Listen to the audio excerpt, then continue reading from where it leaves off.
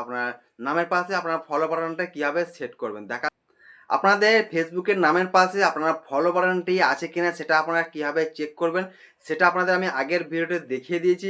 আজকে আপনাদেরকে দেখাবো আপনারা কীভাবে এই ফলো বাটনটাকে সেট করবেন।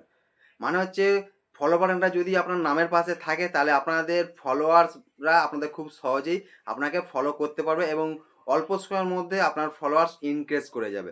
তাহলে চলুন আপনাদের দেখে দিই আপনার নামের পাশে আপনার ফলো বাটনটা কীভাবে সেট করবেন। দেখার জন্য অবশ্যই ভিডিওটাকে শেষ পর্যন্ত দেখতে হবে আর ভিডিওটাকে অবশ্যই লাইক এবং শেয়ার দিয়ে রাখবেন আপনার টাইম লাইনে। আর এই ধরনের ইম্পর্টেন্স ভিডিও পাওয়ার জন্য অবশ্যই আমার চ্যানেলটাকে ফলো এবং সাবস্ক্রাইব করে রাখবেন।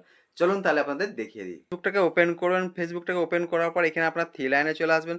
থ্রি লাইনে চলে আসার পর আপনাদের সামনে দেখতে পাচ্ছেন এখানে সেটিং যে অপশানটা আছে জাস্ট আপনার এই সেটিং অপশানে চলে আসবেন। সেটিং অপশানে আসার পর আপনারা একটু নিচের দিকে আসবেন। নিচের দিকে এলে এখানে আপনারা দেখতে পাবেন যে প্রথম যে অপশানটা আছে মানে এই যে এই জায়গায় যে অপশানটা how people find and contact you, just আপনারা এই অপশানটায় চলে আসবেন।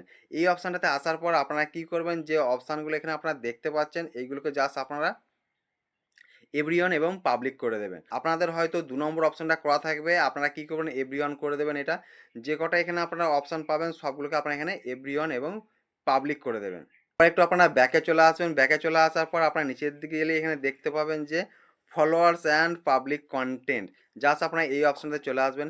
এই অপশানটাতে চলে আসার পর আপনারা এখানে দেখতে পাচ্ছেন যে কটা আপনারা এখানে অপশান পাবেন এখানে আমার এগুলো সব পাবলিক করা আছে। আপনারা এগুলো ঠিক দেখে আপনারা এগুলো সব কটাকে পাবলিক করে রাখবেন। পাবলিক করে রাখলে আপনাদের যে নামের পাশে ফলো বাটনটা সেগুলো চলে আসবে। আর ভিডিওটা আপনাদের কেমন লাগলো অবশ্যই আমার কমেন্ট বক্সে জানাবেন।